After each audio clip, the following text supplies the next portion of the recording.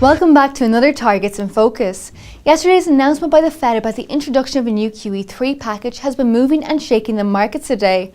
Right now I'm joined on the line by Michael Sneyd, FX strategist at BNP Paribas, to discuss the performance of the Kiwi dollar, Euro Swiss franc and the US dollar against the Japanese yen.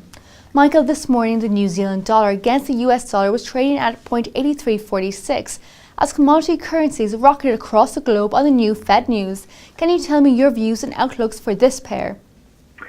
The New Zealand dollar's been benefiting from the announcement from the Fed last night. So we're seeing the Kiwi strengthen against really broad US dollar weakness. Going forward, long Kiwi dollar is one of our favorite trades at the moment. We have a recommendation which we put on this week at 81.50 with a target of spot 84.70. Really, we're expecting the Kiwi dollar to be one of the main crosses to benefit from the announcement from the Fed yesterday. So really, I think what's key from the Fed is that they've put some conditionality on further easing based on how the economy is performing. And our economists think that this means that over the next year, the Fed is likely to deliver between about $1.2 to $1.7 trillion of easing. We think this will weaken, very much like in QE1, QE2, this will weaken the US dollar. And one of the key things behind this is that positioning in the US dollar is still fairly neutral. We think investors are going to be using the US dollar as a funding currency, and we think the Kiwi dollar will be one of the main currencies to benefit.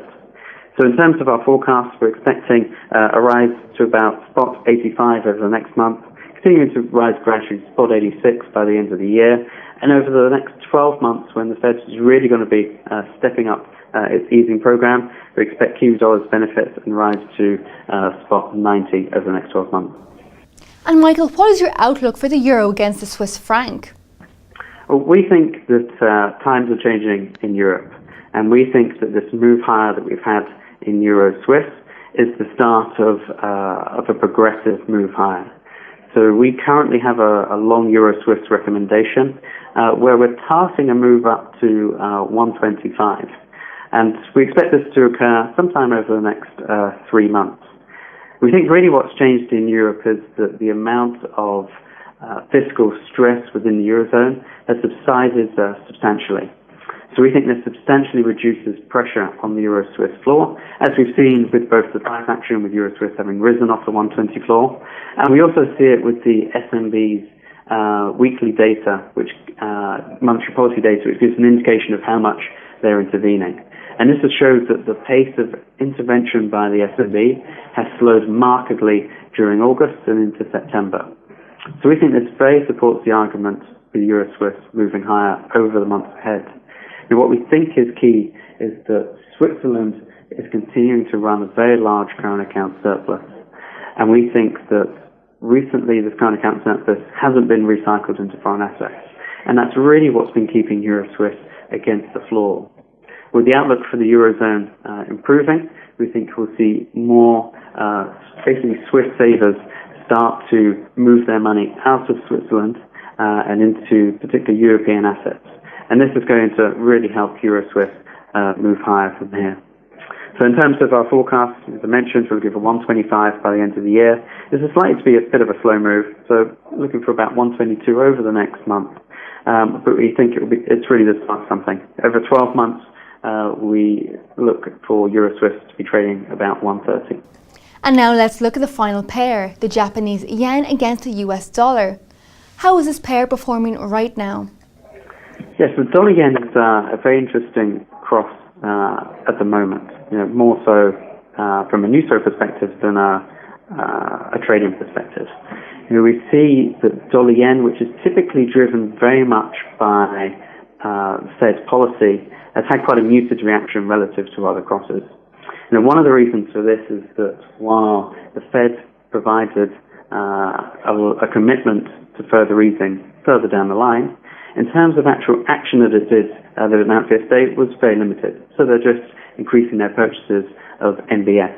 So this has meant that relative US and Japanese yields haven't moved to a huge extent. So this is one of the reasons why dollar yen has been a little bit muted. The other reason is that there's increasing anticipation that the Bank of Japan and the Japanese MOF might step in and intervene in the currency. As the currency slid from 78 down to the 77.5 level, there's been increased verbal intervention by Japanese policymakers. So we had the Japanese finance minister overnight suggesting that there could be intervention. And we've also had press reports that the Bank of Japan have been checking rates with banks, which is kind of an indication that they may intervene soon. So this has led to a little bit more two-way price action. It's holding investors back from being short dollar-yen for the moment. So in terms of our outlook, we think that if dollar-yen does continue to grind lower, which seems likely considering there's broad dollar selling pressure, then we could indeed see the Bank of Japan step in. So over the next month or so, we're looking for dollar-yen to jump around this kind of 77, 78 range.